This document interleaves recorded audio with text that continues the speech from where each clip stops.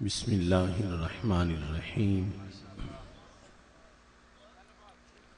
رب اشرح لی صدری ویسر لی امری واحلل عقدۃ من لسانی یفقہوا قولی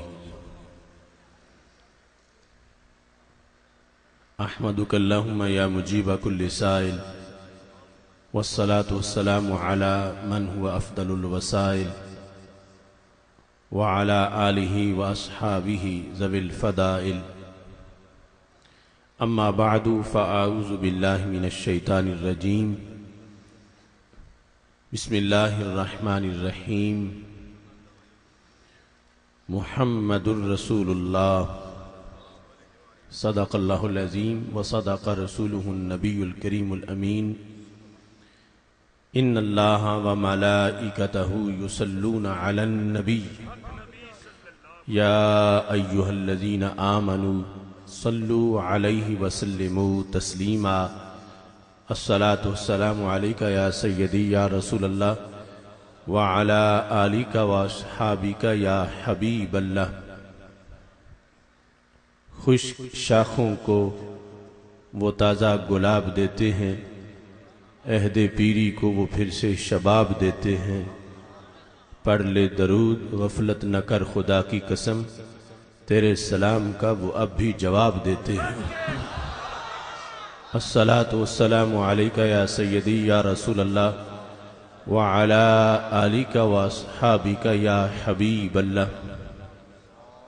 مولا صلی وسلم دائما ابدا علی حبیبک خیر الخلق کلہم منزہ عن شریک فی محاسنہ فجوہر الحسن فیہ غیر منقاسم یا اکرم الخلق مالی من الوذ بہ سواک عند حلول الحادث العمم محمد تاج رسل اللہ قاطبۃ محمد صادق الاقوال والکلم محمد ذکرہ روح لانفسنا محمد شکرہ فرد علی الامم۔ رب صلی وسلم دائما ابدا علی حبیبک خیر الخلق کلہم۔ توحید و رسالت کی خاطر توحید و رسالت کی خاطر ہر باطل سے ٹکرائیں گے ہم، فکر مدینہ کا پرچم ہر چوٹی پہ لہرائیں گے۔ معبود فقط ہے ایک خدا، مسجود فقط ہے ایک خدا، ہم الا اللہ کی صداؤں سے سینوں کو پھر گرمائیں گے۔ کیوں شرک کے فتوے لگتے ہیں توحید کے ان متوالوں پر، ہم ان کج فکر خطیبوں کو راز توحید بتائیں گے۔ تعظیم نبی کا سنتے ہی جنہیں سوزش سی ہو جاتی ہے، شوق توحید کے شربت سے ہم ان کا روگ مٹائیں گے۔ ہم آل نبی کے متوالے، حسنین کے مشن کے وارث، ہم پھر سے شمر یزیدوں کو قربا کی شان بتائیں گے۔ اصحاب نبی کے چرچے سے جو بغض کی آگ میں جلتا ہے، ہم رضی اللہ کی پھاروں سے وہ جلتی آگ بجھائیں گے۔ یہ سن لیں چور اندھیروں کے، اب آ گئے دور سویروں کے، ہم فکر رضا کی کرنوں سے ہر بستی کو چمکائیں گے۔ یہ بھول ہے تیری واشنگٹن کہ دنیا پہ تو راج کرے، رحمان کے بندے ہر بستی پہ مدنی رنگ چڑھائیں گے۔ یا مجرم بیٹھیں میلوں میں اور غازی تڑپیں جیلوں میں، ہم جبر کے ظالم ہاتھوں سے اب غازی کو چھڑوائیں گے۔ میں رب کی آس پہ کہتا ہوں سرکار مدینہ کے صدقے، وہ دن بھی آئے گا آصف، ہم دنیا پہ چھا جائیں گے انشاءاللہ۔ اللہ تبارک و تعالی جل جلالہ وعم نوالہ واتم برہانہ وعظم شانہ وجل ذکرہ وعز اسمہ کی حمد و ثنا اور حضور سرور کائنات، مفخر موجودات، زینت بزم کائنات، دستگیر جہاں، غم گسار زماں، سید سروراں، حامی بے کساں، قائد المرسلین، خاتم النبیین، احمد مجتبی جناب محمد مصطفیٰ صلی اللہ علیہ وآلہ واصحابہ وبارک وسلم کے دربار گوہر بار میں ہدیہ درود السلام عرض کرنے کے بعد بانی کانفرنس فاضل محتشم حضرت علامہ پیر سید محمد عبد الغفار شاہ صاحب حسینی زید مجدہ، وارثان منبر و محراب، ارباب فکر و دانش، نہایت ہی معزز و محتشم سامعین حضرات، رب ذوالجلال کے فضل اور توفیق سے عالمی تنظیم اہل سنت تحصیل نوشہرہ ورکاں کے زیر اہتمام ہم سب کو اس عظیم الشان سنی کانفرنس میں شرکت کی سعادت حاصل ہو رہی ہے۔ میری دعا ہے رب ذوالجلال منتظمین کے انتظام اور شرکاء کی شرکت کو اپنے دربار میں قبول فرمائے، اور عظمت صحابہ و اہل بیت رضی اللہ تعالی عنہم کے سلسلہ میں آج کا یہ جو اجتماع عظیم ہو رہا ہے، رب ذوالجلال اس کے ثمرات پورے علاقے کو عطا فرمائے، اور خالق کائنات جل جلالہ سب کو قدم قدم پہ لاکھوں ثواب عطا فرمائے۔ خالق کائنات جل جلالہ کا کروڑوں بار شکر ہے کہ اس نے ہمیں عقیدہ اہل سنت عطا کیا ہے۔ مسلک اہل سنت کی یہ شان ہے کہ ہم رسول اکرم نور مجسم شفیع معظم صلی اللہ علیہ وسلم کی ہر نسبت کا احترام کرنے والے ہیں، اور رسول اکرم نور مجسم شفیع معظم صلی اللہ علیہ وسلم کی نوازشات جن جن شخصیات حضرات پہ ہوئیں، ہم ان سب کی عظمتوں کو سلام کرنے والے ہیں۔ قرآن مجید برہان رشید کی متعدد آیات اس حقیقت کو واضح کرتی ہیں، جس کی بنیاد پر رسول اکرم نور مجسم شفیع معظم صلی اللہ علیہ وسلم نے جب پلرز آف لو، محبت کے ارکان اس امت کو عطا کیے، تو آپ نے یوں ارشاد فرمایا، احب اللہ لما یغزوکم بہ من النعم، اللہ سے پیار کرو اس واسطے کہ وہ تمہیں کھلاتا پلاتا ہے، ہر وقت اس کے کرم کی تم پہ برسات ہوتی ہے، وہ تمہیں نوازتا ہے۔ ایک دن کی، ایک ٹائم کی جو ایک روٹی ہے، اس کا جو ایک لقمہ ہے، اس میں جس ایک دانے کا آٹا ہے، انسان اگر اپنی پوری زندگی یہ کوشش کرے کہ میں اس ایک دانے میں جو اللہ کے احسانات ہیں ان کا حق ادا کر سکوں، تو ایسا نہیں کر سکتا، کیونکہ وہ ایک دانہ تب پیدا ہوا تھا کہ اس کا بیج ایک اور دانہ تھا، اور وہ تب پیدا ہوا کہ اس کا بیج ایک اور دانہ تھا۔ ایک دانے کا اگر شجرہ نسب آپ دیکھیں تو اس کے پیچھے کتنی بوریاں موجود ہیں، اور پھر جس جس زمانے میں تاریخ میں وہ دانے پیدا ہوئے تھے، جتنی زمین کی طاقت لگی، جتنی سورج کی روشنی خرچ ہوئی، جتنی چاند کی چاندنی صرف ہوئی، جتنا پانی اور ہوا اس کا استعمال ہوا، وہ ساری نعمتیں سمٹ کے اس ایک دانے میں آ چکی ہیں۔ اگر اس شجرہ نسب میں ایک بھی دانہ درمیان سے غائب ہو جاتا تو یہ اس لقمے میں جس دانے کا آٹا ہے یہ مارز وجود میں نہ آتا۔ تو جب ایک دانے کے اندر اتنی نعمتیں ہیں تو انسان تو زندگی میں بوریوں کے حساب سے کھاتا ہے، اور صرف روٹی نہیں، اور بھی بہت سے مشروبات ہیں، بہت سے پھل ہیں، بہت سی نعمتیں ہیں۔ تو ان تمام کے لحاظ سے ہمارے آقا صلی اللہ علیہ وسلم نے فرمایا بس ایک ہی طریقہ ہے ان کے شکر کے لحاظ سے کہ تم اللہ سے پیار کرو، اس واسطے کہ ہر وقت وہ تمہیں نواز رہا ہے۔ انسان ولادت کے وقت سجدے میں سر رکھے اور 80 سال تک سجدے میں رہے اور روح نکل جائے، پھر بھی وہ حق ادا نہیں کر سکتا۔ محبت یہ ہے کہ جو اس کی طرف سے احکام ہیں ان پر عمل کیا جائے، حلال کو حلال سمجھا جائے، حرام کو حرام سمجھا جائے، اس کے مطابق اپنی زندگی کو بسر کیا جائے۔ اللہ کے ساتھ محبت یہ پہلا سبق ہے۔ ہمارے آقا صلی اللہ علیہ وسلم نے پھر فرمایا احبونی، میرے ساتھ بھی پیار کرو۔ کیوں؟ کروڑ ہا وجوہات بیان کی جا سکتی تھیں کہ میں سارے جہانوں کی رحمت ہوں، میں نبیوں کا خاتم ہوں، میرے ہاتھ میں جنت کی چابی ہے، میں لواء الحمد کا مالک ہوں، مگر میرے آقا صلی اللہ علیہ وسلم نے اپنی محبت کا جو راز بیان کیا تو فرما احبونی لحب اللہ، میرے ساتھ اس لیے پیار کرو کہ تمہارا رب بھی میرے ساتھ پیار کرتا ہے۔ یعنی اللہ کے ساتھ تمہاری محبت مانی تب جائے گی جب میرے ساتھ محبت کرو گے۔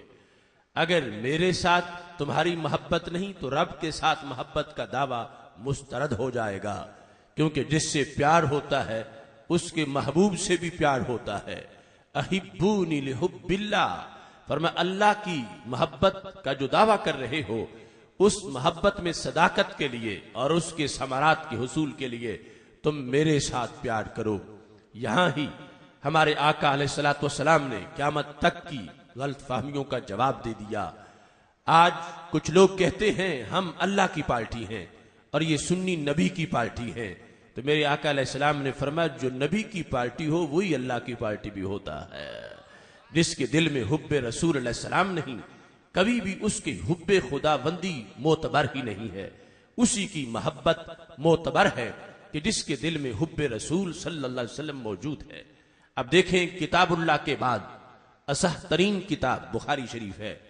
بخاری شریف اول سے آخر تک آپ اس کے جتنے بھی عنوان ہیں، اس کے اندر کتابیں ہیں، ابواب ہیں، کتابوں کے جو عنوان ہیں وہ بھی دیکھیں اور اس کے نیچے ذیلی ابواب کے جو عنوان ہیں وہ بھی دیکھیں تو پوری بخاری شریف میں آپ کو باب حب اللہ من الایمان نظر نہیں آئے گا، مگر باب حب الرسول علیہ السلام من الایمان یہ نظر آئے گا۔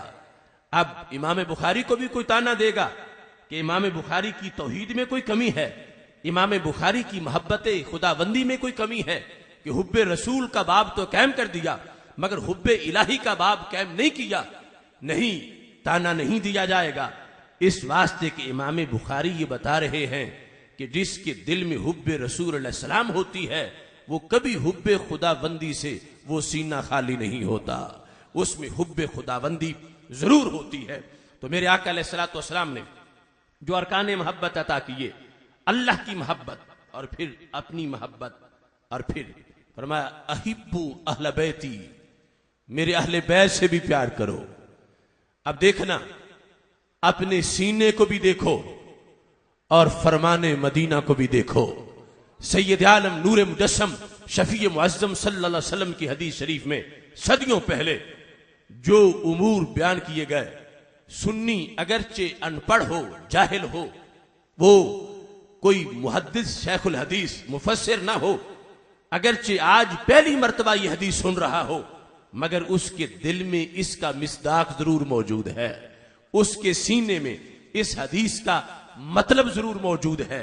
اس کو جو مسلک اہل سنت کی گھٹی دی گئی ہے اس کی بنیاد پر اس حدیث کے معنی اور مصداق ضرور موجود ہیں، اور دوسری طرف کا کوئی ملا، محدث، مفتی، مفسر کہلا رہا ہو، ساری زندگی حدیث پڑھتا پڑھاتا رہا ہو، اس کے سینے میں اس حدیث کا مصداق تمہیں نظر نہیں آئے گا۔ یہ محبتوں کا گلدستہ صرف سنی سرزمین میں پایا جاتا ہے کہ رب ذوالجلال کی محبت، رسول اللہ صلی اللہ علیہ وسلم کی محبت، اور پھر فرمایا احبو اہل بیتی، میرے اہل بیت سے پیار کرو۔ کس بنیاد پر اہل بیت کی محبت کیوں نصاب شریعت میں لازم کر دی گئی؟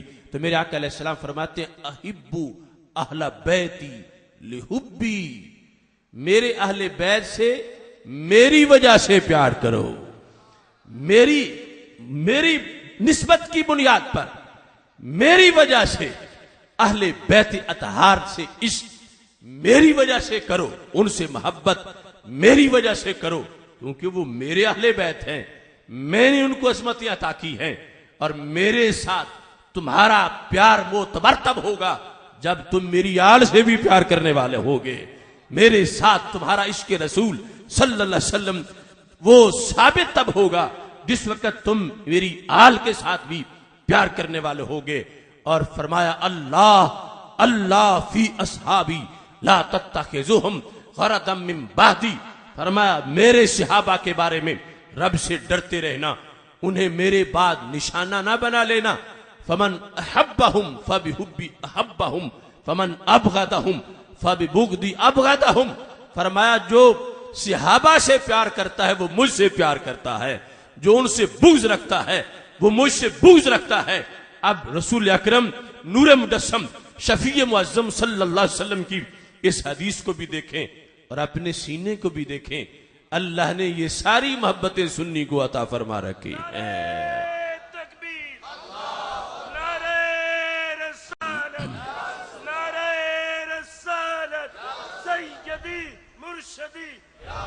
سیدی مرشدی علماء اہل سنت آستان علیہ بکی شریف۔ دیکھیے اب فتنوں کا دور ہے، ان محبتوں کے لحاظ سے آج برحق عقیدے کی پہچان کی جا سکتی ہے اور کسی کو برحق ہونے کی سند جاری کی جا سکتی ہے۔ جس کا سینہ ان چاروں محبتوں سے خالی ہو اس کو برحق نہیں کہا جا سکتا، جس کے سینے میں ان چاروں میں سے ایک نہ ہو تین ہو اس کو بھی برحق نہیں کہا جا سکتا، جس کے سینے میں چار میں سے دو ہو اس کو بھی برحق نہیں کہا جا سکتا، جس کے سینے میں چار سے ایک کا دعویٰ ہو اس کو بھی برحق نہیں کہا جا سکتا۔ برحق وہ ہے جس کے سینے میں یہ چاروں محبتیں موجود ہیں اور یہ اکٹھی پائی جاتی ہیں۔ سید عالم نور مجسم شفیع معظم صلی اللہ علیہ وسلم وضو فرما رہے تھے، بخاری شریف میں ہے، جب ہمارے آقا علیہ الصلوۃ والسلام کے پیکرے پر نور سے پانی لگ کے نیچے گرنا چاہ رہا تھا تو صحابہ نے نیچے ہاتھ کیے ہوئے تھے، پانی چوم رہے تھے، ماتھوں پہ لگا رہے تھے۔ جس وقت یہ صورتحال میرے آقا علیہ السلام نے دیکھی، حدیث بطحہ میں موجود ہے، ما یحملکم علی ھذا، صحابہ مجبوری کیا ہے، ایسا کیوں کرتے ہو، تمہیں کس چیز نے تحریک دی ہے، میں نے تو نہیں کہا، خود شروع ہو گئے ہو، اس کا باعث کیا ہے، کیوں پانی لیتے ہو، اس کا سبب کیا ہے؟ وہ جو فرش پہ بیٹھ کے عرش کی خبریں تازہ تازہ دیں اپنے صحابہ کے دلوں سے بے خبر نہیں تھے، اصل میں قیامت تک کے لوگوں تک یہ پیغام صحابہ کے جواب کے بعد پہنچانا چاہتے تھے۔ فرمایا ما یحملکم علی ھذا، صحابہ مجبوری کیا ہے، کیوں ایسا کرتے ہو؟ تو صحابہ کرام رضی اللہ تعالی عنہم کا جواب تھا حب اللہ ورسولی، بس اللہ کی محبت نے مجبور کر دیا ہے، اللہ کے رسول علیہ السلام کی محبت نے مجبور کر دیا ہے۔ تو اب دیکھو وضو تو میرے آقا علیہ السلام کر رہے ہیں، رب تو اعضاء سے ہے ہی پاک، وہ جسم سے پاک، وہ اجزاء سے پاک، یہاں جسم بھی ہے، اعضاء بھی ہیں، وضو بھی ہے۔ پانی جب پیکرے پر نور سے لگ کے نیچے جا رہا ہے، صحابہ نیچے ہاتھ کر رہے ہیں، کادو یقتتلون علی وضوئہ، ویسے تو جان پر بھی ایثار کر جاتے ہیں، جان نکل رہی ہو، پانی ملے تو کہتے ہیں دوسرے کی بچ جا، اسے پلا دو، مجھے چھوڑو، لیکن جب تبرک لینے کی باری ہو پھر کسی کو نہیں، خود کوشش کرتے ہیں کہ مجھے ملنا چاہیے۔ کادو یقتتلون علی وضوئہ، یہ وہ حدیبیہ میں بھی عروہ بن مسعود جو ہیں انہوں نے دیکھا اور اس کو دیکھ کے کلمہ پڑھا کہ کتنا پیار ہے کہ مستعمل پانی کے لینے پر قریب ہے کہ جھگڑا ہو جائے، اب وہ پانی لے کر ادب کرتے ہیں، اس سے مشکلیں حل کروانے کا یقین رکھتے ہیں. اور میرے محبوب علیہ الصلوۃ والسلام نے پوچھا تو کہتے ہیں حب اللہ و رسولی، اللہ کی محبت اور اللہ کے رسول علیہ السلام کی محبت جو ہے اس نے ہمیں مجبور کیا ہے. اس بنیاد پر ہم پانی لے رہے ہیں. اس سے پتا چلا جو پہلی دو محبتیں ہیں وہ آپس میں کتنی لازم و ملزوم ہیں.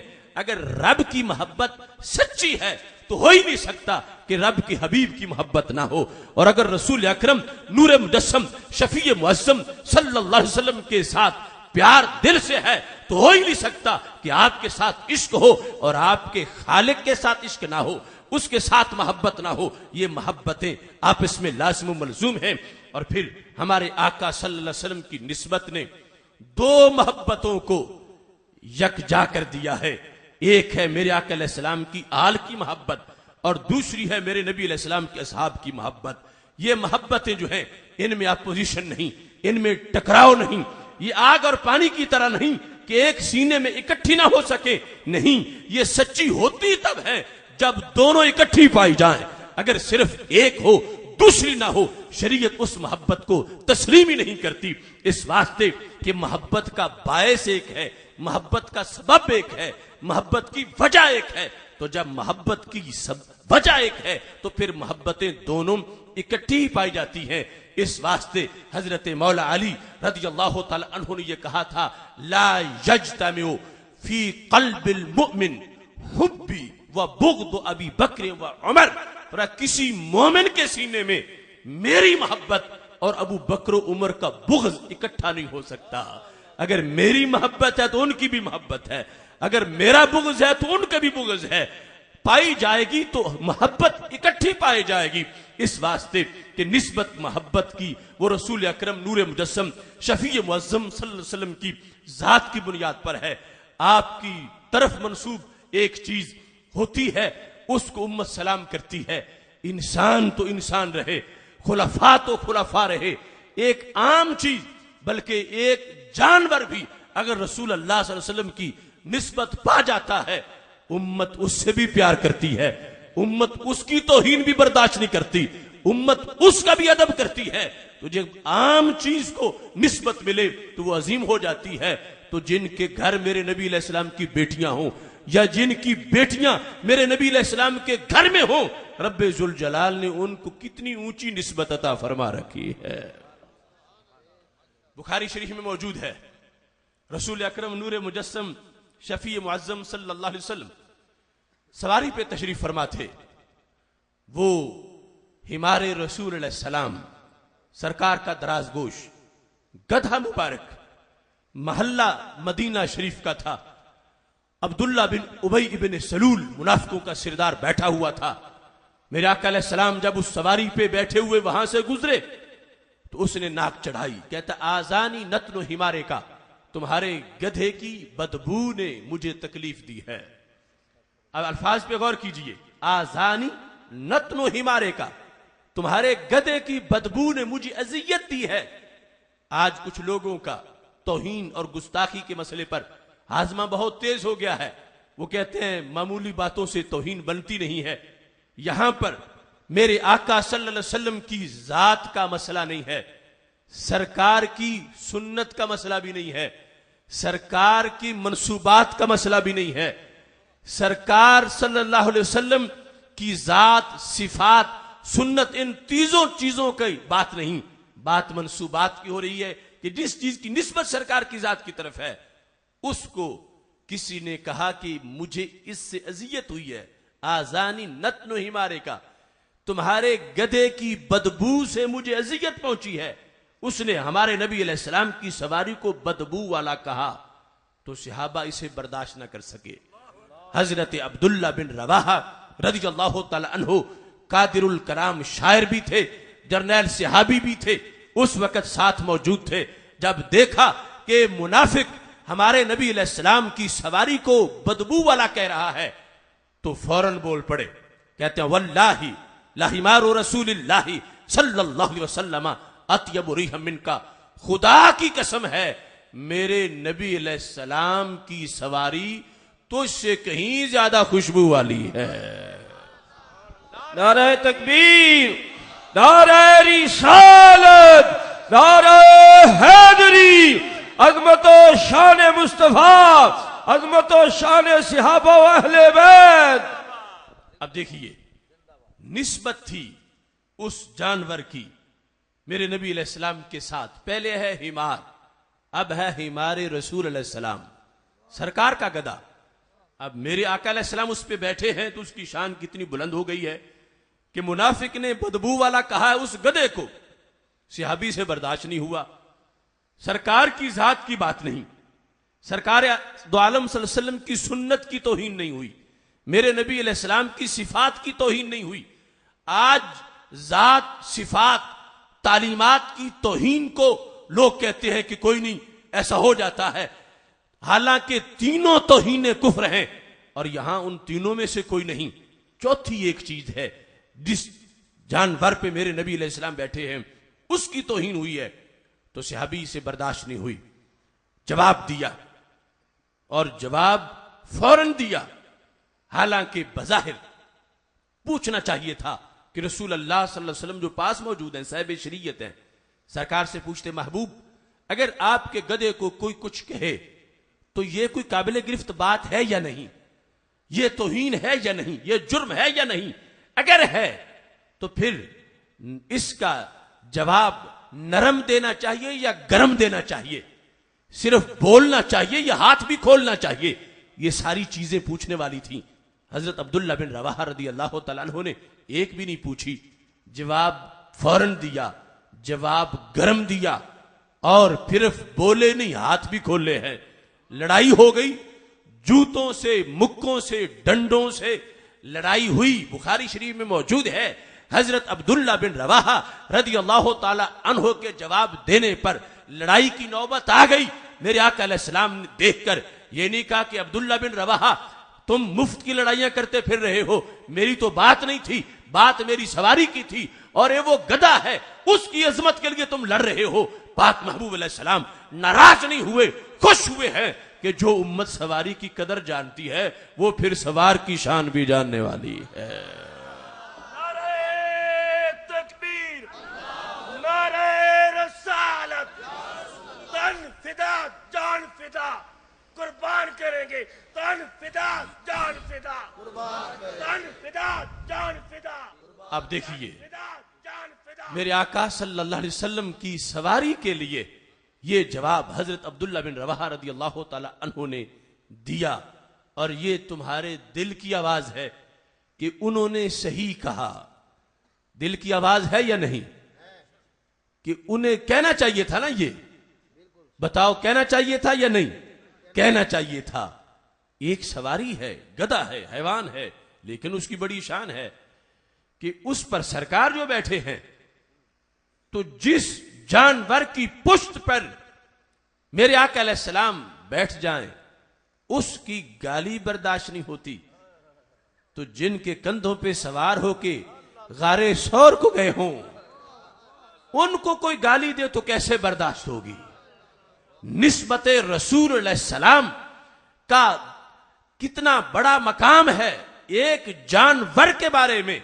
تمہارے دل کا فتویٰ یہ ہے کہ حضرت عبداللہ بن رواحہ نے جو کہا برحق کہا، سچ کہا، انہیں کہنا چاہیے تھا، اور سرکار سے پوچھے بغیر ہی بول پڑے۔ وجہ کیا ہے؟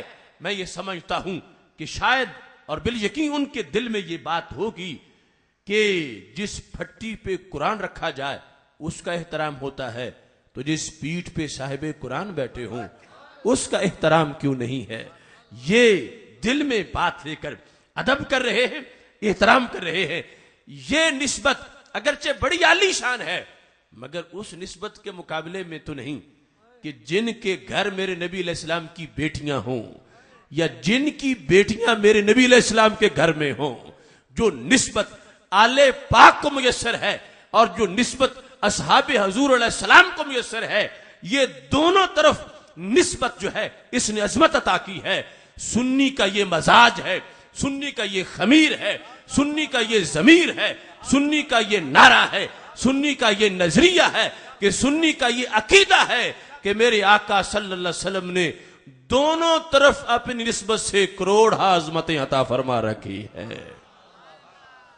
اس لیے سنی سے نہ تو آل پاک کی توہین برداشت ہوتی ہے اور نہ ہی اصحاب حضور علیہ السلام کی توہین برداشت ہوتی ہے، اس واسطے کہ ان سب کو عظمت میرے آقا علیہ السلام کی نسبت سے ملی ہے، اور جب وہ نسبت ہے وہ نسبت ایسی نہیں کہ ایک طرف تو اس پہ پھول آئے اور دوسری طرف کانٹے نکلے، نہیں، اس نسبت نے تو ذروں کو آفتاب بنایا ہے اور کانٹوں کو گلاب بنایا ہے، اور جن کو اتنی بڑی نسبت ملی ہے ان کو خالق کائنات جل جلالہ نے اتنی بڑی شان عطا کی ہے۔ میرے آقا علیہ السلام فرماتے ہیں انا واہل بیتی شجرۃ فی الجنہ اغصانها فی الدنیا فمن شاء اتخذ الی ربہ سبیلا۔ ابن عساکر میں موجود ہے، میں اور میرے اہل بیت ہم جنتی درخت ہیں اور ہمارا تنا جنت میں ہے اور ٹہنیاں پوری کائنات میں پھیلی ہوئی ہے۔ آنا واہل بیتی شجرۃ فی الجنہ، درخت جنت میں ہے، اغصانها فی الدنیا، اس کی ٹہنیاں دنیا میں ہیں۔ کیوں ایسا ہوا؟ درخت جنت میں، ٹہنیاں دنیا میں۔ فرمایا فمن شاء اتخذ الی ربہ سبیلا، رب کی طرف جانے کی تلاش سب کو تھی اور رب کی طرف جانا مشکل بہت تھا۔ پوری کائنات پر یہ ٹہنیاں پھیلا دی گئی ہیں، جو بھی ان سے محبت کا تعلق قائم کرے گا اسے رب کے دربار میں پہنچنا نصیب ہو جائے گا۔ اہل بیت حضور صلی اللہ علیہ وسلم سرکار کی نسبت سے کتنی عظمت ہے، کتنا بڑا مقام ہے۔ اب کوئی کلمہ میرے نبی علیہ السلام کا پڑھے اور آپ کی آل سے بغض رکھے تو ہم سمجھتے اس کا کلمہ غیر معتبر ہے، چونکہ سرکار دو عالم نور مجسم شفیع معظم صلی اللہ علیہ وسلم کے ساتھ کسی کا عشق تمام ہو ہی سب سکتا ہے کہ جب میرے نبی علیہ السلام کی ہر نسبت کو سلام کرنے والا ہو۔ دوسری طرف مستدرک للحاکم میں حدیث موجود ہے، میرے آقا علیہ السلام ارشاد فرماتے ہیں ان اللہ اختارنی واختار لی اصحابی، رب ذوالجلال نے اپنے لیے مجھے چنا اور میرے رب نے میرے لیے میرے صحابہ کو چنا۔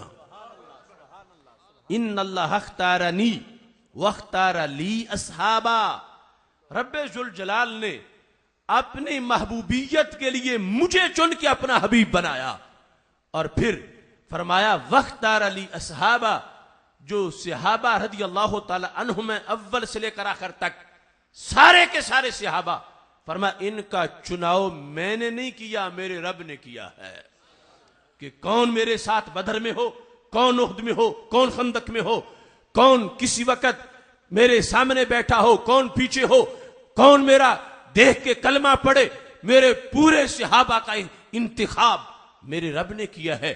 اگر صحابہ کرام رضی اللہ تعالی عنہم کا انتخاب خود رسول اللہ صلی اللہ علیہ وسلم فرماتے تو پھر بھی امتی کے لیے جائز نہیں تھا کہ کسی صحابی پہ بھی تنقید کرے، چونکہ سرکار چنے اپنی صحابیت کے لیے اور سرکار کا غلام تنقید کرے تو ایسا ہو ہی نہیں سکتا۔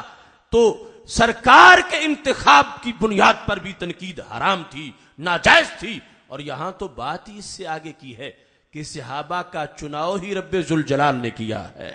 اس بنیاد پر جو بندہ اللہ کی توحید پر یقین رکھتا ہے اور رسول اکرم نور مجسم شفیع معظم صلی اللہ علیہ وسلم کی رسالت پر یقین رکھتا ہے، نہ آل پہ تنقید کر سکتا ہے، نہ صحاب پہ تنقید کر سکتا ہے۔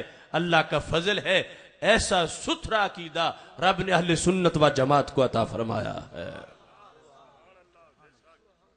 جرنیل اہل سنت حضرت پیر محمد افضل قادری صاحب سربراہ عالمی تنظیم اہل سنت آپ کو اسی عقیدے کے لحاظ سے اپنے خصوصی خطاب میں متوجہ کر رہے تھے۔ اب یہ عقیدہ درسگاہ میں پڑھنے سے نہیں ملتا، اگر ملتا ہوتا اس طرح تو پھر ہر مدرسہ ہی ان محبتوں کا گہوارہ ہوتا۔ اگر یہ کسی کورس سے ملتا ہوتا تو پھر جو بھی کورس کرتا اس کا سینہ ان محبتوں کا گنجینہ بن جاتا۔ کتنے کورس کر کے ایسے 9 سال پڑھ کے فارغ التحصیل ہو کے معاشرے میں آتے ہیں، چوک میں کھڑے ہوں تو ابو اندھیرا محسوس ہوتے ہیں۔ ان کے پاس نہ نکھت، نہ تجلی، نہ چمک، نہ نور۔ کتنے لوگ ہیں کہ جن کے ہاں اپنے خصوصی نصاب ہیں، اور کئی سال گزرتے ہیں مگر پھر بھی سینے بنجر ہوتے ہیں. اللہ کا فضل ہے اہل سنت و جماعت پر. وہ جو سرکار مدینہ سرور قلب و سینہ حضرت محمد مصطفیٰ صلی اللہ علیہ وسلم کے ساتھ ہماری نسبت ہے. عالم کا تو مقام ہی اور ہے, حافظ کا تو مرتبہ ہی اور ہے, شیخ الحدیث اور پیر طریقت کا تو منصب ہی اور ہے. اللہ نے اہل سنت کے گلشن کو وہ ہریالی عطا کی ہے کہ ابر کرم برستا ہے مدینہ شریف سے, سنی کا سینہ سیراب ہوتا جاتا ہے. اس لیے اب ہر شخص اپنے سینے کو دیکھ کے یہ فیصلہ کرتا ہے اور سینے کو دیکھ کر میرے ساتھ میری تائید کرے گا, اتفاق کرے گا کہ اگر دوسری طرف کا ایک شخص 80 سال کے بعد فوت ہوتا ہے اور اس نے زندگی میں 60 سال قرآن و سنت کا درس دیا تھا مگر جا رہا ہے یمرکون من الدین کما یمرک السہم من الرمیہ. بخاری شریف ہے کہ یوں خالی ہے دین سے جیسے تیر شکار میں گھس کے باہر نکلتا ہے تو خالی نکل جاتا ہے. جس نے 60 سال قرآن و سنت کا درس دیا مگر عقیدہ اہل سنت سے محروم تھا تو دنیا سے خالی ہاتھ جا رہا تھا. اور جس کے دل میں عقیدہ اہل سنت موجود تھا, اگرچہ محدث نہیں تھا, مفتی نہیں تھا, لیکن عقیدہ صحیح موجود تھا, وہ دنیا سے جا رہا ہے خالی ہاتھ نہیں, مالا مال جا رہا ہے.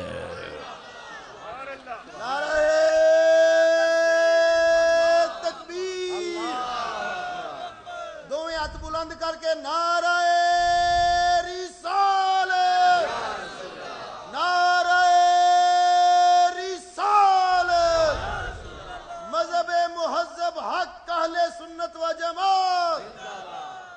المستند میں مجدد دین و ملت امام اہل سنت حضرت امام احمد رضا خان فاضل بریلوی رحمہ اللہ تعالی اس موضوع کی بڑی جامع تشریح پیش کرتے ہیں اور وہ تقریباً آدھا صفحہ ہے, لیکن اس کے اندر جو دلائل ہیں وہ سینکڑوں جلدوں کے موجود ہیں.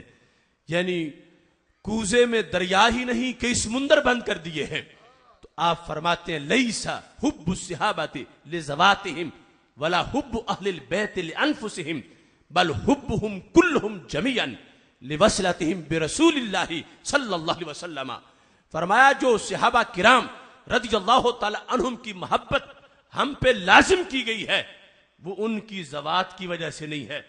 جو آل پاک رضی اللہ تعالی عنہم کی محبت ہم پہ لازم کی گئی ہے وہ ان کی ذوات کی وجہ سے نہیں ہے.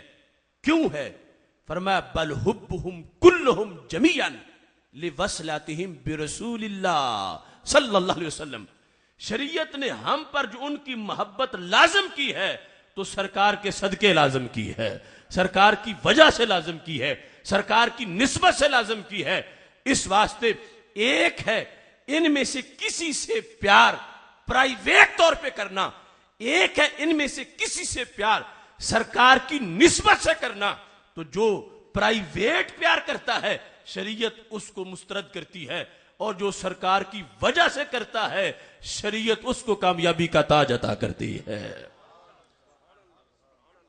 تو جو رسول اکرم نور مجسم شفیع معظم صلی اللہ علیہ وسلم کے صحابہ کی شانیں بیان کرتے ہوئے سرکار کی شانیں بھول جائیں, وہ صحابہ کو نسبت رسول اللہ السلام کی وجہ سے نہیں مان رہے, وہ پرائیویٹ ووٹر بنے ہوئے ہیں. اور جو یہ کہہ رہے ہوں کہ فرشتہ آنا ہی مولا علی پہ تھا اور بھول کے چلا گیا تو وہ حضرت مولا علی کی شرعی شان بیان نہیں کر رہا, وہ پرائیویٹ پارٹی بنا ہوا ہے. شریعت نے جو محبت لازم کی ہے وہ ان دونوں اطراف کی محبت میرے نبی علیہ السلام کی غلامی کی بنیاد پہ لازم کی ہے. اور اس میں مسئلے کا حل ہے. اگر پرائیویٹ ہوگی تو پھر اکٹھی نہیں ہوگی, پھر ایک ہوگی دوسری نہیں ہوگی, دوسری ہوگی پہلے نہیں ہوگی, پھر محبتوں کا ٹکراؤ ہوگا, پھر آگ اور پانی کا انداز ہوگا. اور جب محبت ہے میرے نبی علیہ السلام کی نسبت کی بنیاد پر تو پھر ایک ہی سینے میں یک وقت دونوں ہوں گی تو سچی قرار پائیں گی, ورنہ ان کو سچا نہیں کہا جا سکتا. لیس حب الصحابۃ لذواتہم ولا حب اہل البیت لانفسہم بل حبہم کلہم جمیعا لوصلتہم برسول اللہ صلی اللہ علیہ وسلم. جب سرکار کی وجہ سے کائنات میں سب کو عظمتیں ملی ہیں تو میرے محبوب علیہ السلام کی ذات ایک ہے تو آل و اصحاب کی محبت بھی ایک ہے۔ یہ ہے اہل سنت و جماعت کے مسلک کا خلاصہ۔ اب اس پر قانون بیان کرنے کے بعد تفریح مرتب کرتے ہوئے اعلیٰ فرماتے ہیں کہ من احب ابا بکر ولم یحب علی فقد احب ابن ابی قحافہ لا خلیفہ رسول اللہ صلی اللہ علیہ وسلم۔ فرمایا حضرت صدیق اکبر رضی اللہ تعالی عنہ کی دو جیتے ہیں، ایک ہے ابو قحافہ کا بیٹا ہونا اور ایک ہے اللہ کے نبی علیہ السلام کا خلیفہ ہونا۔ فرمایا جو شخص حضرت صدیق اکبر رضی اللہ تعالیٰ عنہ سے محبت کا دعویٰ کرے اور مولا علی کے نام سے جلے تو پھر فرمایا اس نے ابو قحافہ کے بیٹے سے پیار کیا ہے، نبی کے خلیفہ سے پیار نہیں کیا۔ ایک طرف کی محبت، اس نے سرکار کے خلیفہ سے پیار نہیں کیا۔ اگر حضرت صدیق اکبر رضی اللہ تعالی عنہ کے ساتھ سرکار کی وجہ سے پیار کرتا ہو تو جن کے پہلے خلیفے کی محبت لازم ہے ان کے چوتھے کی محبت بھی لازم ہے، اور جن کے سسر کی محبت لازم ہے ان کے داماد کی محبت بھی لازم ہے۔ من احب علی ولم یحب ابا بکر فقد احب ابن ابی طالب لا اخا رسول اللہ صلی اللہ علیہ وسلم۔ فرمایا جو شخص حضرت مولا علی رضی اللہ تعالی عنہ سے محبت کا دعویٰ کرے اور حضرت ابو بکر صدیق کے نام سے جلے، فرمایا اس نے ابو طالب کے بیٹے سے تو پیار کیا ہے، نبی کے بھائی سے پیار نہیں کیا۔ پیار جب سرکار کی وجہ سے ہوگا تو پھر ایک طرف نہیں رکے گا، پھر دونوں طرف کا ہوگا، پھر اکٹھا ہوگا۔ اگر ایک طرف کا ہے تو جھوٹا ہوگا۔ آج ہم لوگوں کو فارمولہ پیش کر رہے ہیں، لوگ چاہتے ہیں کہ اس کائنات میں امن کیسے ہو، اتحاد کیسے ہو، اتفاق کیسے ہو۔ پورے عالم اسلام میں خوارج اور روافض نے اسلام کے تصور کو نقصان پہنچایا ہے اور لاشیں تڑپ رہے ہیں۔ دین، مذہب اور شریعت کے نام پر اہل سنت کے پاس فارمولہ موجود ہے کہ اگر سارے پیار کریں سرکار کی وجہ سے تو پھر ساری محبتیں اکٹھی ہو جائیں گی، پھر جا کر سینے اہل سنت کی محبت کے زیر سایہ آباد ہوں گے۔ نہ خوارج محبت صدیق میں سچے ہیں، نہ روافض محبت علی میں سچے ہیں۔ یہ دونوں جھوٹی محبتوں کے دائی ہیں۔ جو سچی محبت ہے وہ ہے جو بیک وقت اکٹھی سینوں میں موجود ہوتی ہے۔ اس بنیاد پر اعلی حضرت فاضل بریلوی رحمۃ اللہ علیہ نے یہ قانون پیش کرنے کے بعد مولانا روم کا شعر پیش کیا۔ مولانا روم جن کو اقبال ہمارے شاعر، قومی شاعر، اپنا مرشد مانوی کہتے ہیں، تو مولانا روم کہتے ہیں کہ اے گرفتار ابو بکر و علی تو چے دانی سر حق کے غافلی۔ اے ابو بکر و علی کے گرفتار، تجھے حق کا کیا پتا ہے، تو غافل ہے۔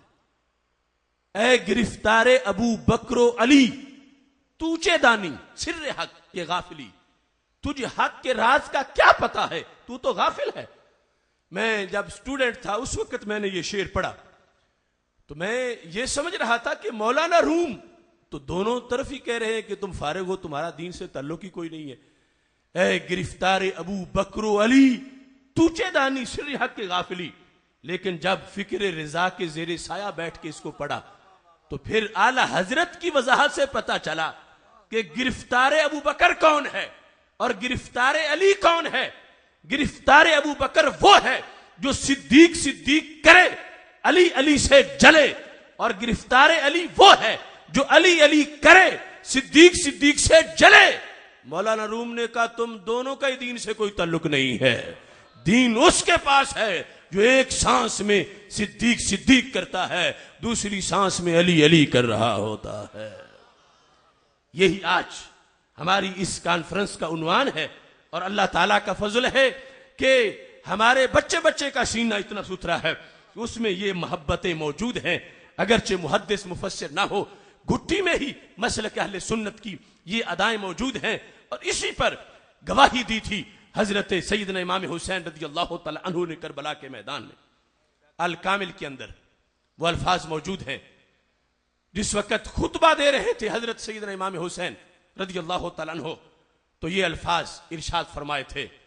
فرمایا لوگوں سنو، رسول اللہ صلی اللہ علیہ وسلم نے میرے لیے اور میرے بھائی حسن ہم دونوں کے لیے یہ ارشاد فرمایا تھا، ان الحسن والحسین سیدا شباب اہل الجنہ وقرۃ عین اہل السنہ. فرمایا حسن و حسین تکبیر، نعرہ رسالت، شان و عظمت مصطفیٰ، مقام صحابہ، مقام اہل بیت، مذہب مہذب حق اہل سنت و جماعت، مفکر اسلام قبلہ ڈاکٹر صاحب کہ حسن و حسین رضی اللہ تعالیٰ عنہما دونوں، فرمایا ان کی دو شانیں کئی شانوں میں سے یہ بھی ہیں کہ یہ دونوں جنتی جوانوں کے سردار بھی ہیں اور دونوں ہی سنیوں کی آنکھ کی ٹھنڈک بھی ہیں. یعنی یہ الفاظ اکھ دا تارا دل دا چین، اکھو واہ حسین واہ حسین، اکھ دا تارا دل دا چین، اکھ دا تارا دل دا چین، اکھ دا تارا دل دا چین. مفکر اسلام پروفیسر ڈاکٹر محمد اشرف آصف جلالی صاحب. ان الحسن والحسین سیدا شباب اہل الجنہ وقرۃ عین اہل السنہ، اہل سنہ کی آنکھوں کی ٹھنڈک ہیں حضرت امام حسن اور حضرت امام حسین رضی اللہ تعالی عنہما. اس بنیاد پر کربلا میں جو اقبال کہتے ہیں سطر عنوان نجات ما نوشت نقش الا اللہ بر صحرا نوشت، کہ حضرت سیدنا امام حسین رضی اللہ تعالی عنہ حق و باطل کا فرق کربلا کے میدان میں واضح کر رہے تھے. اب یہ آپ کا خطبہ جو ہے اس نے واضح فیصلہ کیا دونوں پارٹیاں آج جو لڑ رہی ہیں آپس میں، ان کے لحاظ سے وہ روافض وہ خوارج دونوں کے بارے میں امام حسین رضی اللہ تعالیٰ عنہ نے کربلا میں فیصلہ کر دیا. ایک وہ جو حضرت سیدنا امام حسین رضی اللہ تعالیٰ عنہ کو معاذ اللہ باغی کہیں یا کرسی کا حریص کہیں، ان کے لحاظ سے بھی حضرت امام حسین رضی اللہ تعالیٰ عنہ نے واضح کر دیا کہ انہیں کبھی اہل سنت نہیں کہا جا سکتا. اہل سنت وہ ہوتے ہیں کہ جن کے دلوں میں حسنین کا پیار ہوتا ہے. اور دوسری طرف جو دعوے دار ہیں حب حسین کے، تو امام حسین نے سرٹیفکیٹ روافض کو نہیں دیا، انہوں نے اہل سنت کو سرٹیفکیٹ دیا ہے. اور انہوں نے نہیں دیا سرٹیفکیٹ تو میرے نبی علیہ السلام نے عطا فرمایا ہے.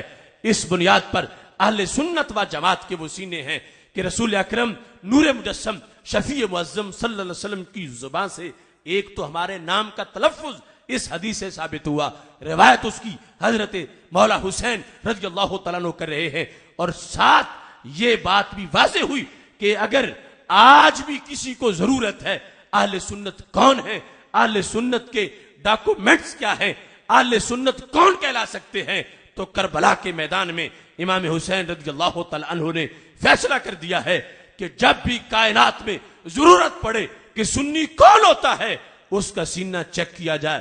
اگر سینے میں امام حسن امام حسین رضی اللہ تعالی عنہما کی محبت موجود ہے تو پھر اس کو اہل سنت کا سرٹیفکیٹ عطا کیا جا سکتا ہے. اس محبت سے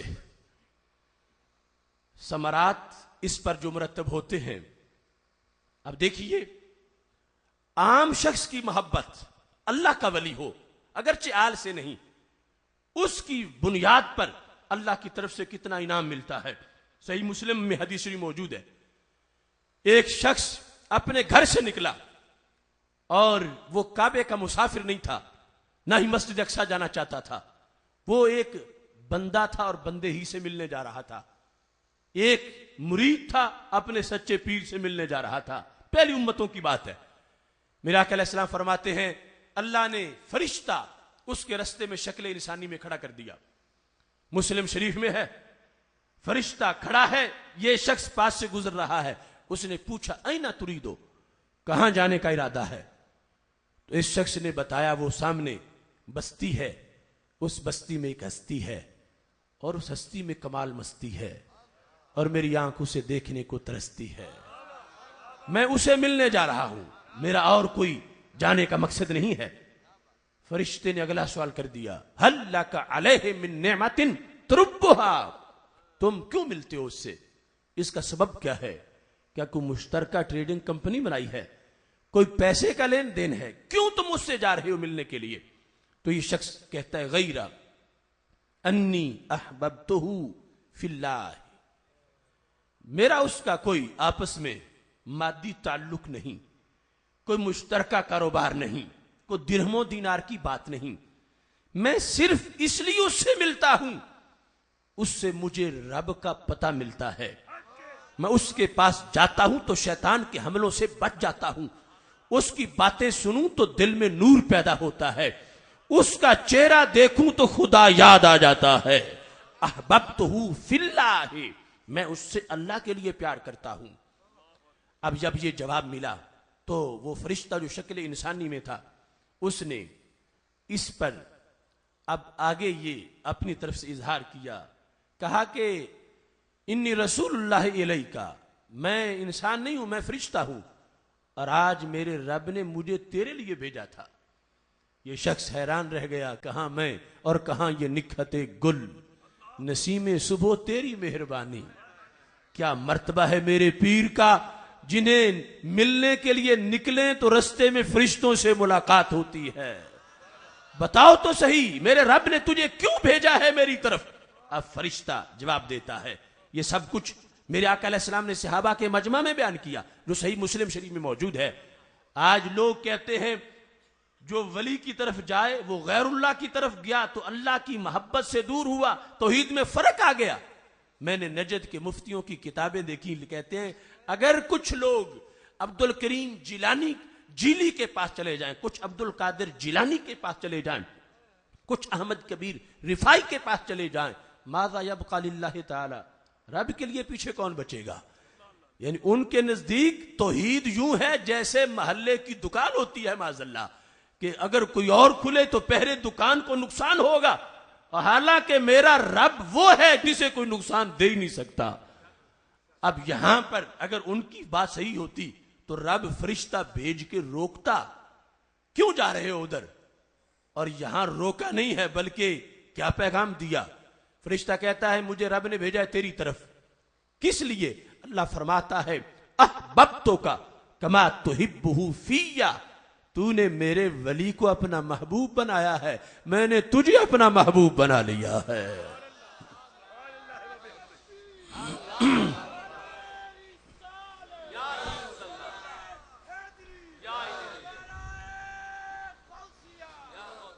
اب دیکھیے, سچی محبت اگر ایک عام انسان کی بھی ہو, اگرچہ وہ گلشن اہل بیت کا پھول نہیں, اس کی محبت سے اتنا مقام ملتا ہے. انسان اتنا ایڈوانس ہوتا ہے, اتنا تیز ہوتا ہے. پا گئی آسودگی کوئے محبت میں وہ خاک, مدتوں آوارہ جو حکمت کے صحراؤں میں تھی. رب کا کوئی محب بنے یہ بھی بڑی شان ہے, محبوب بننا تو بہت بڑا مقام ہے. اور وہ محبوبیت کا درجہ کیسے ملا؟ بہت تھوڑے وقت میں ولی کا محب بنا, رب کا محبوب بن گیا ہے. تو جب ولی کا محب رب کا محبوب ہے تو حسین کا محب اللہ کا محبوب کیوں نہیں بنے گا؟ اب دیکھیے, حب حسین, حب حسن رضی اللہ تعالی عنہما, حب صدیق اکبر, حب مولا علی رضی اللہ تعالی عنہما, اگر یہ سچی ہے دل کے اندر تو پھر یہ انسان کو قائل کرتی ہے, مائل کرتی ہے کہ جن سے پیار ہوتا ہے ان کے کردار سے بھی پیار ہوتا ہے, ان کی گفتار سے بھی پیار ہوتا ہے. یہی تو آج زمانے کو تلاش ہے اور یہی تو تاریخ کا فیصلہ ہے. محبت کا دعویٰ آج حضرت امام حسین رضی اللہ تعالی عنہ سے ہر طرف کیا جا رہا ہے.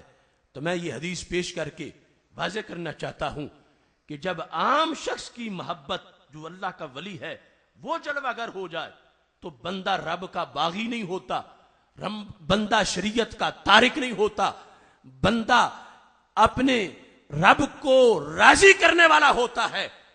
تو جب حضرت امام حسین رضی اللہ تعالی عنہ کی محبت دل میں جلوہ گر ہو تو بندہ شریعت کو پس پشت کیسے ڈال سکے، شریعت کا سرکش اور باغی کیسے ہو سکے؟ اس لیے جہاں محبت ہوتی ہے وہاں اس کے ثمرات بھی نظر آتے ہیں۔ عوام کے لیے اختصار کے ساتھ بات ختم کرتے ہوئے یہ اصول پیش کر رہا ہوں، جیسا درخت ہوتا ہے ویسا پھل بھی ہوتا ہے اور مدار بیج بھی ہوتا ہے۔ وہ حب حسین کا درخت اور نماز ایک بھی نہ ہو، روزے سے پیار نہ ہو، بھنگ کے رگڑے اور گھوٹے ہوں، تو یہ حب حسین نہیں ہے۔ حب حسین رضی اللہ تعالی عنہ یہ ہے کہ آنکھوں میں نم ہو اور دین کا غم ہو، سجدہ ہو، نماز ہو۔ دعویٰ ان کا بھی ہے، دعویٰ ہمارا بھی ہے۔ میں کہتا ہوں اگر تمہارے ہاں محبت حسین ہوتی تو 14 صدیوں میں اپنے درخت کا کوئی پھول دکھاؤ، اور اگر سوائے کانٹے کے کچھ نہیں تو پھول دیکھنے ہیں تو صداقت اہل سنت کے درخت کی ہے۔ کہیں داتا صاحب کا پھول ہے، کہیں خواجہ صاحب کا پھول ہے۔ یہ درخت کی پیداوار بتا رہی ہے کہ رب نے کس جگہ حب حسین کی صداقت عطا فرما رکھی ہے۔ اس لیے اپنی گفتگو کو سمیٹتے ہوئے حضرت امام حسین رضی اللہ تعالیٰ عنہ کا پیغام آپ کے سپرد کر رہا ہوں۔ آپ جو کربلا کی طرف گئے اس کا سبب بیان کیا، اور وہ بھی درجنوں ماخذ میں موجود ہے۔ کیوں ٹکرائے یزید سے، کیوں کربلا کا رستہ لیا؟ کہتے ان ہؤلاء قد لزموا طاعت الشیطان وترکوا طاعت الرحمن واطلوا الحدود وزروا الفساد واستأثروا بالفعل۔ یہ تبرک ہے امام حسین رضی اللہ تعالیٰ عنہ کا، یہ خطاب ہے خطیب کربلا کا۔ میں یزید سے جو ٹکرایا ہوں تو کرسی کا مجھے لالچ نہیں، میں کیوں ٹکرایا ہوں؟ اور وہ لازم طاعت الشیطان، یزیدی ٹولے نے شیطان کی بندگی لازم کر لی ہے۔ وَتَرَكُوا طاعت الرحمن، رحمان کی اطاعت چھوڑ دی ہے۔ اطلوا الحدود، جو دین کی حدیں میرے نانا جی نے قائم کی تھیں یزیدی ٹولے نے وہ حدیں معطل کر دی ہیں، عرب کی زمین کو فساد سے بھر دیا ہے۔ فرمایا حسین کربلا اس لیے جا رہا ہے کہ میں اپنے آپ کو پیش کر کے قیامت تک کے لیے نانا جی کے دین کو آباد کر دوں گا۔ یہ مشن ہے حضرت امام حسین رضی اللہ تعالیٰ عنہ کا، اور یہ مشن ہے ان سے محبت کرنے والوں کا۔ وہ شریعت کے لیے نکلے، وہ دین کے لیے نکلے، وہ سنت کے لیے نکلے، وہ اسوہ حسنہ کے لیے نکلے، وہ بدعتیں مٹانے کے لیے نکلے، وہ دین پھیلانے کے لیے نکلے۔ ان کا نکلنا اس کے پس منظر میں دین کا پیار ہے، ورنہ مسجد نبوی شریف سے بڑا اعزاز کیا تھا؟ مصلی رسول اللہ علیہ السلام سے بڑی سیٹ کون سی تھی؟ وہاں سے نکل کے جو کربلا پہنچے ہیں تو کرتی رہے گی پیش شہادت حسین کی، آزادی حیات کا یہ سرمدی اصول۔ چڑھ جائے کٹ کے سر تیرا نیزے کی نوک پر، لیکن یزیدیوں کی اطاعت نہ کر قبول۔ وہ امام حسین رضی اللہ تعالیٰ عنہ جب شریعت کے احیاء کے لیے اپنی جان پیش کر رہے ہیں تو ان کے ساتھ پیار کرنے کو والے کو بھی اپنے حصے کی کربلا میں اپنا کردار ادا کرنا پڑے گا۔ اگرچہ ہم اس کلاس کے اسٹوڈنٹ نہیں جس میں وہ تھے، لیکن جو ہماری حیثیت ہے اس کے مطابق ہمیں بھی اپنا کردار ادا کرنا ہے۔ حق نے کر دی دوری دوری خدمتیں تیرے سپرد، خود تڑپنا ہی نہیں اوروں کو تڑپانا بھی ہے۔ خود سراپا نور بن جانے سے کب بنتا ہے کام، تجھ کو اس ظلمت کدے میں نور پھیلانا بھی ہے۔ رب ذوالجلال ہم سب کو ان کا مشن آگے بڑھانے کی توفیق عطا فرمائے۔ وآخر دعوانا الحمدللہ رب العالمین۔